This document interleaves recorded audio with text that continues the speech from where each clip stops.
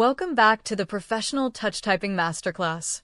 In our first lesson, we established our anchor points on F and J. Today, we expand to the complete home row. Let's place our left hand. Index on F.